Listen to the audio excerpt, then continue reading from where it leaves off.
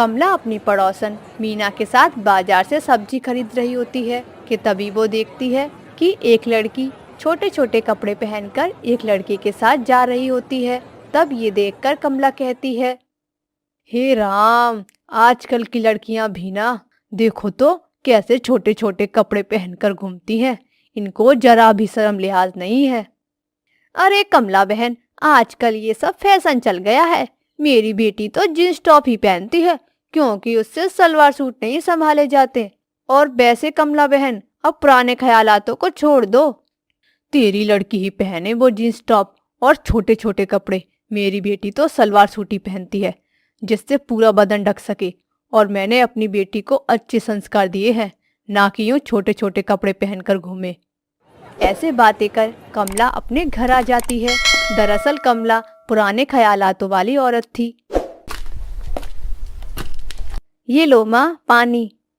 अरे बेटी, पता है आज मैंने बाजार में एक लड़की को एक लड़के के साथ छोटे छोटे कपड़े पहनकर घूमते हुए देखा। उसे तो जरा भी शर्म नहीं आ रही थी। और एक हमारे जमाने में लड़कियां बाहर भी नहीं निकलती थीं और पूरे कपड़ों में रहती थीं। लेकिन आजकल की लड़कियों को ना जाने किस चीज की होड़ लगी है। तब संजना अपनी माँ की बात सुनकर मन ही मन सोचती है, ये माँ भी ना अभी भी बस अपने जमाने पर ही अटकी हुई है और जमाना कहाँ से कहाँ पहुँच गया। अब माँ को कैसे बताऊं कि मुझे भी जींस टॉप पहनने का बहुत मन करता है। क्या हुआ बेटी, तुम क्या सोचने लग गई? कुछ नहीं माँ, बस ऐसे ही। फिर शाम हो जाती है और कमला खाना खाकर हॉल में आ जाती है। तब निशांत का फोन आता है। निशांत शहर में एक कंपनी में काम करता था। हाँ बेटा, मैं तुझे फोन लगाने ही वाली थी। चलो अच्छा हुआ जो तूने फोन लगा लिया। और बता बेटा, कैसा है तू? कोई दिक्कत तो नहीं है? और बेटा, मैंने तेरे लिए कुछ लड़कियों के फोटो भेजे हैं, तू देख कर बताना। मैंने तेरे लिए संस्कारी लड़कियों के फोटो भेजे हैं और अच्छा दहेज भी देने को तैयार हैं, तो तू देख कर बताना। नहीं माँ, मुझे नहीं देखने फोटो। वैसे मैं आपसे इस बारे में बात करने ही वाला था कि मैंने एक लड़की को पसंद कर लिया है। वो मेरे साथ ही कंपनी में काम करती है और मैं उसे करीब 2 साल से भी जानता हूँ। तो माँ, मैं उसी से शादी करूँगा। शिवानी एक समझदार और पढ़ी लिखी लड़की है माँ। ठीक है बेटा, अब तुमने लड़की पसंद की है तो अच्छी ही की होगी। तुम उससे शादी करके घर ले आओ। फिर इतना बोलकर कमला ने फोन रख दिया और निशांत अगले ही दिन शादी करके अपने घर आ गया। तब कमला अपनी नई बहू का गृह प्रवेश करती है। अरे माँ जी, जल्दी करो, मुझे इस शादी के जोड़े में बहुत गर्मी लग रही है। अगर मैं थोड़ी देर और ऐसे खड़ी रही तो मैं यहीं बेहोश हो जाऊंगी। शिवानी की ये बात सुनकर कमला को बहुत गुस्सा आता है, लेकिन वो तब कुछ नहीं बोली और शिवानी अपने कमरे में चली जाती है। तब वो शादी का जोड़ा उतार कर अपने टॉप स्कर्ट पहन लेती है। फिर अगले दिन कमला अपने बेटे निशांत से कहती है, बेटा तू ये कैसी बहू लाया है जिसे शादी के जोड़े में भी गर्मी लग रही थी? फिर ये साड़ी कैसे पहनेगी? और तो और इसने जरा भी घूंघट नहीं किया था। बेटा तू अपनी बहू को समझा देना, इस घर की बहुएं साड़ी और घूंघट में ही रहती हैं। अरे माँ, आप भी ना, आजकल कौन ही साड़ी पहनता है। बेटा तुम भी सुन लो कान खोलकर, अगर इस घर में रहना है तो बहू को साड़ी और घूंघट में ही रहना होगा। और तुम अपनी बहन को ही देख लो, वो भी सलवार सूट में ही रहती है। बेटा, लड़कियां ही घर की इज्जत होती हैं। ठीक है माँ, मैं शिवानी को समझा दूंगा। फिर दोनों अपने अपने कमरे में चले जाते हैं। फिर अगले दिन शिवानी की मुंह दिखाई की रस्म थी। तब कमला की पड़ोस की औरतें उसके घर आती हैं। तब कमला अपनी बहू को लेने उसके कमरे में जाती है तो वो देखती है कि शिवानी ने छोटे छोटे कपड़े पहन रखे थे। अरे बहू, ये क्या, तुम अपनी मुंह दिखाई में ये कपड़े पहनने वाली हो? तुम्हारे पास साड़ी नहीं है क्या? नहीं माँ जी, मुझे नहीं आती साड़ी पहनना और मैं तो मायके में भी यही कपड़े पहनती थी, इसलिए मैं तो यही कपड़े लेकर आई हूँ। तब कमला अपने कमरे से साड़ी लेकर आती है और अपनी बहू को साड़ी पहनाती है। फिर शिवानी की मुंह दिखाई की रस्म शुरू हो जाती है और शिवानी उस साड़ी में बहुत अच्छी लग रही थी, इसीलिए सभी औरतें उसकी तारीफ करने लगती हैं। वाह वाह कमला, तेरी बहू तो कितनी सुंदर है। बिल्कुल चांद का टुकड़ा लाई है तू तो अपने बेटे के लिए, और संस्कारी भी है। देखो तो कितनी अच्छे से साड़ी पहन रखी है। हाँ हाँ मीना बहन, तुमने बिल्कुल सही कहा। कमला अपने बेटे के लिए बिल्कुल संस्कारी और सुंदर बहू लाई है। फिर कमला कुछ नहीं बोली और मुंह दिखाई की रस्म के बाद सभी औरतें अपने अपने घर चली जाती हैं और शिवानी भी अपने कमरे में आकर फिर से जींस टॉप पहन लेती है। फिर शाम हो जाती है। निशांत, और कब तक माँ जी मुझे ये साड़ी पहनने को बोलती रहेंगी? मुझसे नहीं संभाली जाती ये साड़ी वाड़ी। और आज जब माँ जी ने मुझे वो साड़ी पहनाई थी तो मैं तो उससे गिरने ही वाली थी। लेकिन अब से मैं ये साड़ी वाड़ी नहीं पहनूंगी, तुम बोल देना माँ जी से। हाँ हाँ शिवानी, मैं बोल दूंगा। लेकिन अब तुमको भी पता चल गया होगा कि माँ जी कितने पुराने ख्यालात वाली है, इसलिए मैंने तुमसे पहले ही समझाया था। फिर अगले दिन। माँ, आप शिवानी को साड़ी पहनने पर क्यों जोर देती हो जब उसे पहनना ही नहीं आता तो? क्या क्या कहा? क्यों नहीं अच्छा लगता तेरी बहू को साड़ी पहनना? बेटा, मुझे संस्कारी बहू चाहिए थी, ना कि ये सैरी बहू जिसे साड़ी पहनना तक नहीं आता। और तू बेटा अपनी बहू से कह देना, अगर इस घर में रहना है तो साड़ी पहनकर और पूरा बदन ढका होना चाहिए। पायल की अभी अभी नई नई शादी हुई थी, लेकिन सुहागरात के अगले ही दिन उसका पति विदेश चला गया। तब वो अकेली रह गई। शादी से पहले मैंने कितने अच्छे सपने देख रखे थे। मैंने सोचा था विमल मुझे हनीमून पर ले जाएगा, हम लोग विदेश घूमने जाएंगे। तभी वहां पर पायल का ससुर आ गया। क्या हो गया पायल बहू, बड़ी परेशान लग रही हो? अब आप ही देखिए ना ससुर जी, हमारी नई नई शादी हुई है और विमल आज सुबह ही विदेश निकल गए। मैंने कितने सपने देखे थे। अरे बहू, यही ना कि तू विमल के साथ हनीमून पर जाएगी, पर ऐसा कुछ नहीं हुआ, यही सोच रही है ना तू? ससुर जी, मैं आपसे इस बारे में बात नहीं कर सकती। मैं जा रही हूँ, सासू माँ से इस बारे में बात करती हूँ। अरे बहू, इसमें इतना शर्माने वाली कोई बात नहीं। पायल, हम लोग मॉडर्न हैं, और अगर तुझे विदेश ही घूमना है तो मैं तुझे घुमा देता हूँ। ससुर जी तो थोड़ा ठरकी टाइप के लगते हैं। मैं जाकर सासू माँ से बात करती हूँ। अरे नहीं नहीं ससुर जी, मुझे थोड़ा काम है, मैं चलती हूँ। फिर इतना कहकर पायल अपनी सास के कमरे में चली गई। माँ जी, मुझे आपसे एक ज़रूरी बात करनी थी। हाँ हाँ, मुझे पता है तुझे क्या बात करनी है। यही ना कि विमल शादी होते ही बाहर चला गया। अरे हम लोग भी इसी वजह से बहुत परेशान रहते हैं। हाँ सासू माँ, आपने बिल्कुल सही कहा। विमल के बारे में तो मुझे आपसे बात करनी थी, पर लेकिन आप ससुर जी को कुछ समझाती क्यों नहीं? मुझे लगता है ससुर जी थोड़े ठरकी हो गए हैं। बहू, ये तू कैसी बातें कर रही है? तुझे जरा भी शर्म नहीं है क्या? सासू माँ, मुझे उनके बारे में बात करते हुए बहुत शर्म आ रही है, पर मैं क्या करूँ?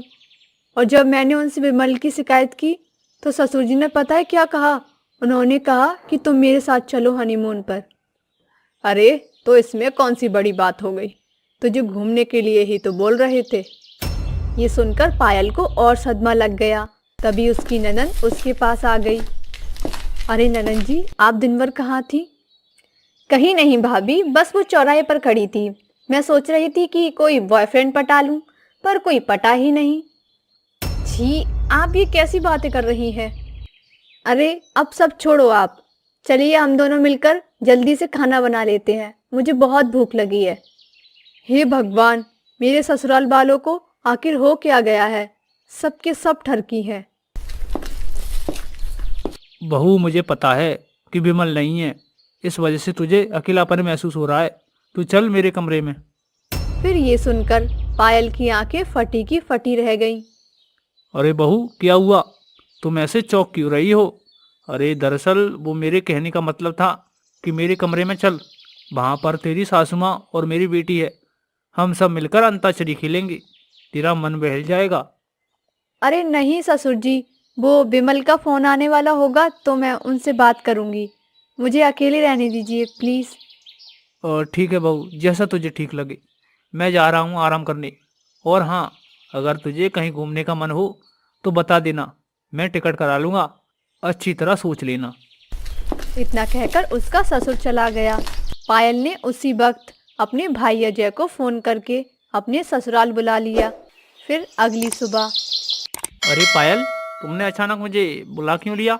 कोई प्रॉब्लम है क्या?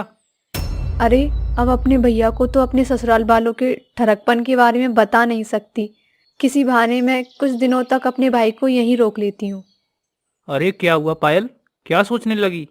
कोई प्रॉब्लम है तो बता। अरे वो तेरे जीजा जी शादी के दूसरे दिन ही अमेरिका ट्रिप पर निकल गए। तब से हमारी बात ही नहीं हो पा रही। पता नहीं उन्होंने शादी क्यों की थी, और मैं बोर हो रही थी तो इसलिए तुझे बुला लिया। तभी वहां पर पायल की सास और ननंद आ गए। अरे अजय, तुम कब आए? बड़े हैंडसम लग रहे हो। हाँ हाँ, सच में माँ, अजय जी तो बड़े हॉट लग रहे हैं। चलिए, आप हमारे कमरे में चलिए, हम तीनों मिलकर खूब बातें करेंगे। हाँ हाँ, क्यों नहीं। फिर दोनों उसे पकड़कर अपने कमरे में लेकर चले गए और अंदर से दरवाजा बंद कर लिया। लेकिन पायल खिड़की से सब कुछ देख रही थी। अब कुछ ज्यादा ही नहीं हो रहा है। मेरे ससुराल का हर एक सदस्य ठरकी है। पता नहीं ये लोग मेरे भैया के साथ क्या करने वाले हैं। अरे बेटा, तुझे चौराहे पर नहीं जाना है क्या? और हाँ, याद रहे जो बाबा जी ने कहा है वो तो हमें करना ही पड़ेगा। अगर हम इसमें जरा भी चूक गए तो पूरी जिंदगी हम ऐसे ही रहेंगे। मैं अजय जी से बात करती हूँ, तू जा। अरे हाँ, मैं तो भूल ही गई थी, मैं जाती हूँ चौराहे पर। तब तक आप इनसे बातें करो, मैं शाम तक आ जाऊंगी। पायल तुरंत वहां से हटकर अपने कमरे में चली गई। अभी तक तो मुझे लगा था कि मेरे ससुराल वाले ठरकी हैं, पर अब मुझे लगने लगा है कि ये सब के सब पागल हैं। मेरे माँ बाप ने मेरी शादी पागल खाने में कर दी है। अजय बेटा, मैं हमेशा से चाहती थी कि तुम्हारे जैसा मेरा कोई बॉयफ्रेंड हो, इसीलिए मैंने इस उम्र में भी अपना फिगर मेंटेन रखा है। अब क्या मैं तुम्हें पसंद हूँ? जी, ये आप कैसी बातें कर रही हो? आप मेरी बहन की सास हो। मैं जा रहा हूँ यहाँ से। कि तभी उसका पति विमल घर आ गया। अब कहीं आप भी तो बाहर दूसरी लड़की के चक्कर में नहीं पड़े थे? पायल, ये तुम कैसी बातें कर रही हो? मैंने आज तक किसी लड़की से दोस्ती तक नहीं की, और तुम दूसरी लड़की के साथ चक्कर चलाने की बात कर रही हो? अरे वो मैंने गुस्से में बोल दिया। चलिए अंदर चलिए, आराम कर लीजिए, आपको कल फिर कहीं जाना होगा। नहीं पायल, अब मैं इसी शहर में रहकर काम करूंगा। यहाँ तक कि कंपनी को मेरा काम इतना पसंद आया कि अब मैं वर्क फ्रॉम होम कर सकता हूँ। आज से मेरा सारा वक्त तुम्हारा। ये तो चमत्कार हो गया। मुझे समझ नहीं आ रहा कि ये चमत्कार आखिर हुआ कैसे। तभी वहां पर पायल की सास, उसका ससुर और ननंद वहां आ गए। बहू, ये सचमुच चमत्कार ही है। बचपन में ही हमने इसे हॉस्टल भेज दिया था। कॉलेज की पढ़ाई भी इसने पेरिस में रहकर ही की है, और जब से इसे नौकरी मिली है तब से कभी इस देश में रहता है तो कभी उस देश में। इसीलिए इसने हमें कभी वक्त ही नहीं दिया। यही सोचकर हमने विमल की शादी कर दी। हमें लगा कम से कम अपनी बीवी को टाइम देने के बहाने ये घर में तो थोड़ा वक्त गुजारेगा, लेकिन शादी होने के बाद भी ये विदेश चला गया। हाँ बहू, हम सब बहुत परेशान हो गए थे। फिर हमें बाबा गौरीदास जी के बारे में पता चला, और तब हम उनसे मिलने गए। फिर उन्होंने हमें एक ऐसा टोटका बताया जिसे हम करना नहीं चाहते थे, फिर भी हमें करना पड़ा। कैसा टोटका सासू माँ? बहू, कुछ दिनों से तुझे इस घर में बहुत अजीब लग रहा होगा ना। तुझे लग रहा होगा कि तेरे ससुर जी ठरकी बन गए हैं। मैं ठरकी बन गई हूँ, यहाँ तक कि मेरी बेटी भी ठरकी बन गई है। ये सब कुछ उस टोटके का ही हिस्सा था। बाबा जी ने कहा था कि अपनी बहू के सामने ठरकपन दिखाना। कुछ दिनों तक कोई भी लड़का दिखे उसके सामने ठरकी बन जाना, और कुछ ही दिनों बाद तेरे बेटे का मूड बदल जाएगा। और ठीक वैसा ही हुआ। ये थोड़ा पागलपन जैसा लगा, लेकिन अपनी बेटी के लिए हमें ये सब करना पड़ा। हाँ बहू, तू तो मेरी बेटी जैसी है, पर इस टोटके की वजह से मुझे तेरे सामने ऐसी ऐसी बातें बोलनी पड़ी जिससे तू मुझे ठरकी समझ ले। यहाँ तक कि तेरी माँ ने भी तेरे इस भाई के साथ ठरकपन दिखाया।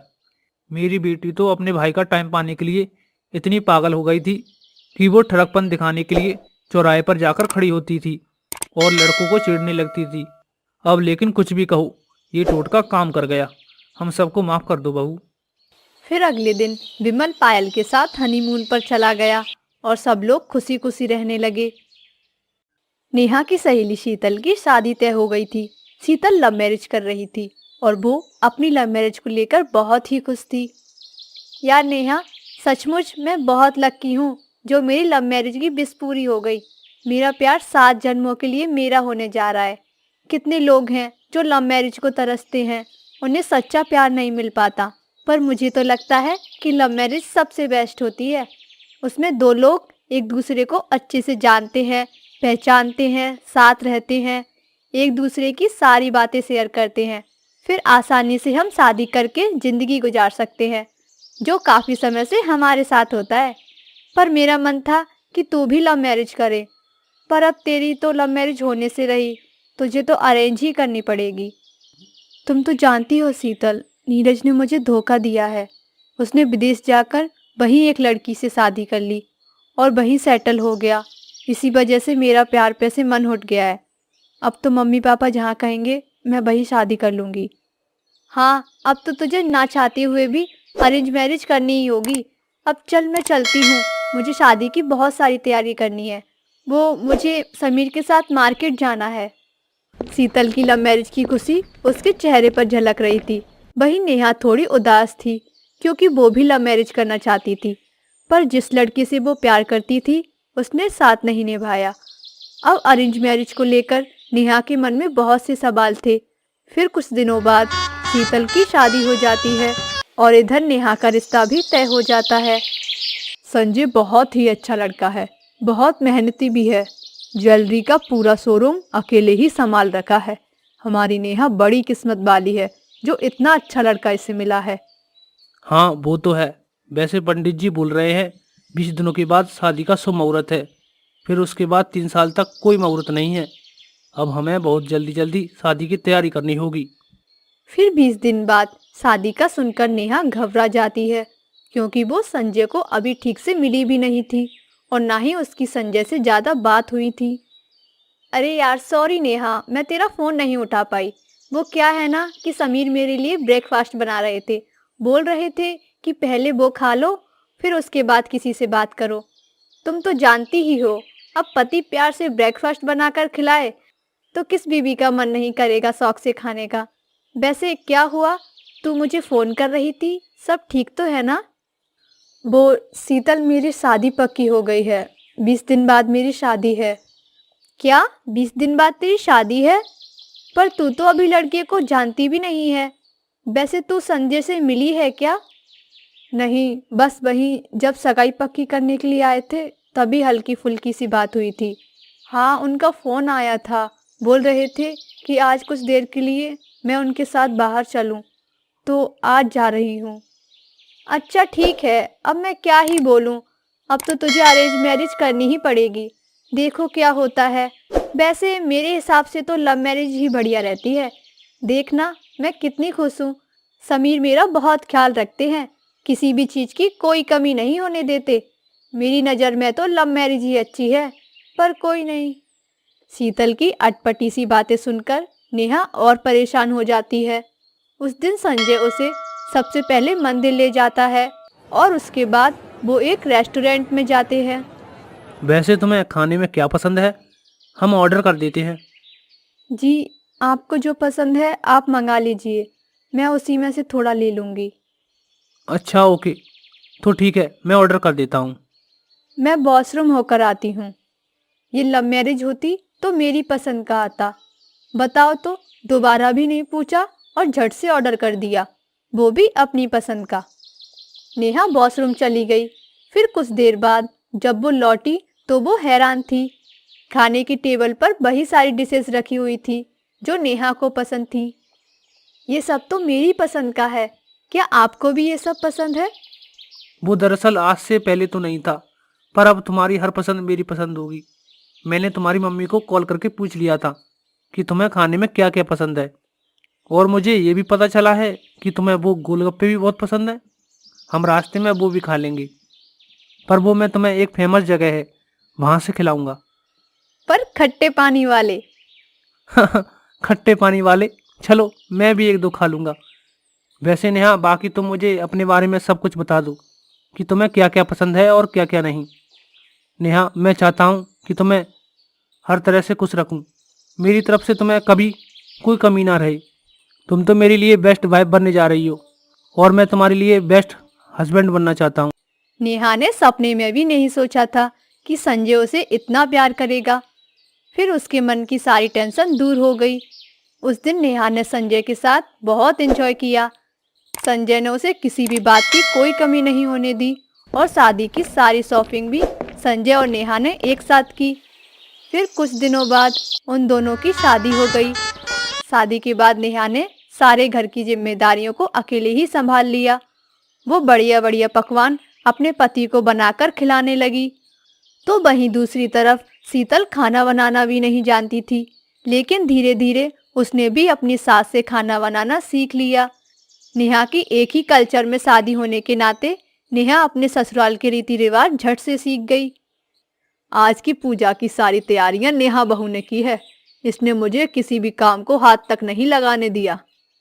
तो वहीं दूसरी तरफ शीतल ने इंटरकास्ट मैरिज की थी, जिस वजह से उसे अपने ससुराल वालों के रीति रिवाज सीखने में वक्त लगने लगा, जिससे शीतल को अपने ससुराल में एडजस्ट करने में वक्त लगता है। फिर एक दिन नेहा और संजय एक शादी में गए थे, जहां शीतल भी समीर के साथ पहुंचती है, जहां वो देखती है कि पूरी शादी में संजय नेहा का खूब ख्याल रख रहा है और उसकी हर फरमाइश पूरी करता है। ये सब देख शीतल और नेहा की गलतफहमी अब दूर हो गई कि अरेंज मैरिज में हम वो प्यार नहीं पा सकते जो लव मैरिज में पाते हैं। अब लव मैरिज हो या फिर अरेंज मैरिज, बात आती है वो है एक अच्छे पार्टनर की। जब लड़का और लड़की दोनों की सोच मिल जाती है तो रिश्तों में अपने आप ही प्यार आ जाता है। बस जरूरत होती है अपने आपसी प्यार और एक दूसरे की दिल की भावना को समझने की। राखी बेटी, यहाँ रोटी बनाना सीख ले, ससुराल में काम आएगा बेटा। नहीं माँ, अभी मन नहीं है मेरा, और वैसे भी रोटी बनाना सीखने में कौन सी बड़ी बात है। आटा गूंथना है और रोटी बनानी है। अरे बेटी, रोटी को बेलना ही तो असली कला है। रोटी गोल होनी चाहिए, नहीं तो ससुराल में सब तेरा मजाक उड़ाएंगे। हाँ हाँ, हो जाएगा माँ, मैं गोल रोटी बना लूंगी। अब आप चिंता मत कीजिए। और ये बोलकर राखी अपने कमरे में जाकर सो गई। राखी का किसी भी काम में मन नहीं लगता है। वो कॉलेज जाती है लेकिन क्लास नहीं करती, यहाँ वहाँ गप्पे लड़ाती रहती। कॉलेज के लड़के उसके पीठ पीछे उसे गंवार कहकर पुकारते थे। अरे ये राखी कितनी गंवार है, उसे तो कुछ भी नहीं पता। अरे भाई तो क्या हुआ, वो सुंदर कितनी है, आजकल ये सब कौन देखता है। भाई वो इतनी सुंदर है कि किसी सरकारी नौकरी वाली लड़के के साथ उसकी शादी हो ही जाएगी। सच में राखी सुंदर तो बहुत है, इसीलिए उसे अपनी सुंदरता का घमंड भी है।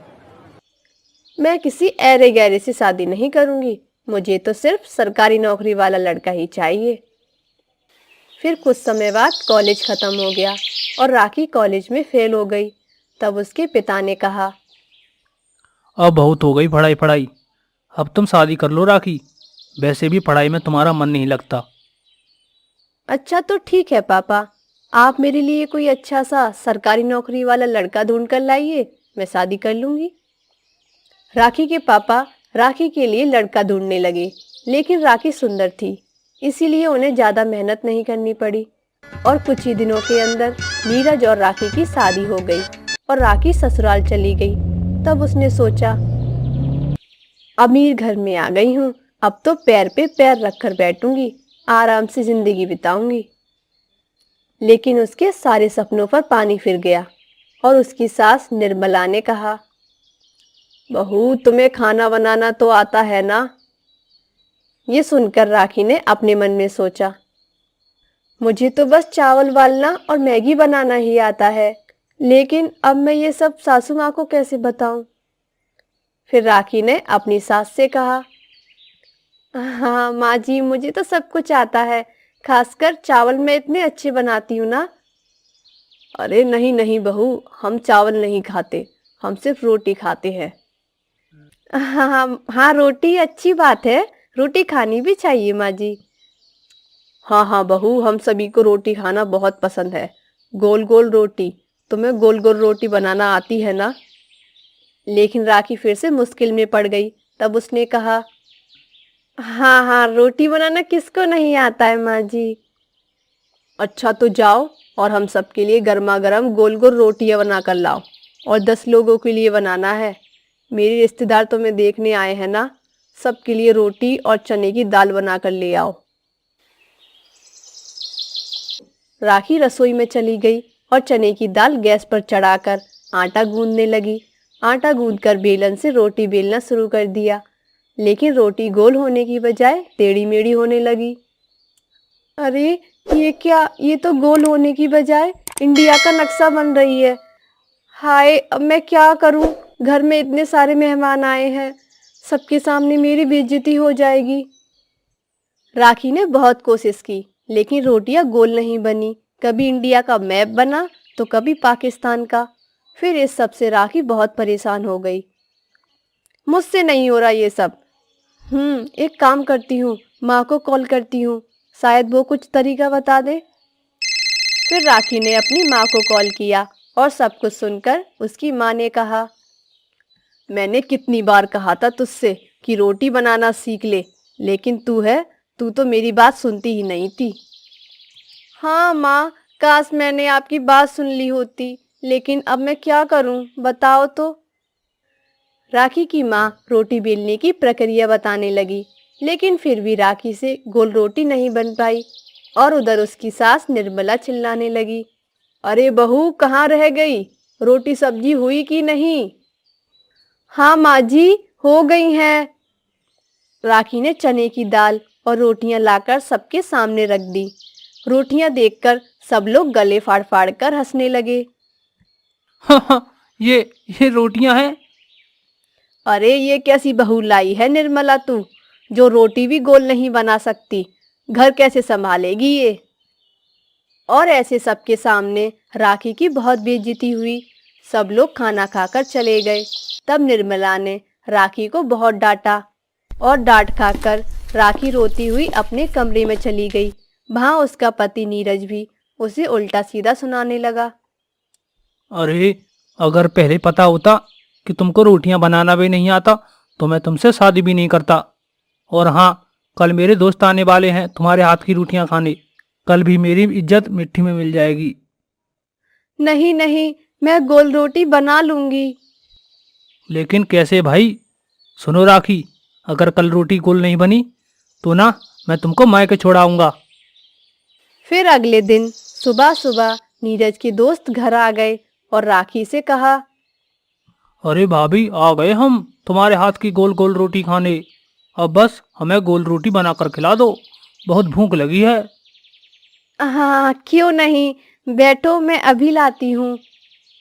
राखी रसोई में आटा गूंथने के बाद रोटी बेलने लगी, लेकिन रोटी आज भी गोल नहीं हो रही थी। और वहीं पास में ही राखी ने आटा गूंथने के बाद पेड़े बनाकर रख दिए थे। तभी उसका पैर फिसल गया और वो एक पेड़े के ऊपर बैठ गई। हे भगवान, सत्यानाश हो गया। फिर राखी खड़ी हुई और देखा, वो जिस आटे के पेड़े के ऊपर बैठ गई थी वो पूरा गोल हो गया था और एक रोटी बन गया था। फिर ये देखकर उसके दिमाग में एक आइडिया आया, अरे मैं तो ऐसे ही गोल रोटियां बना सकती हूँ।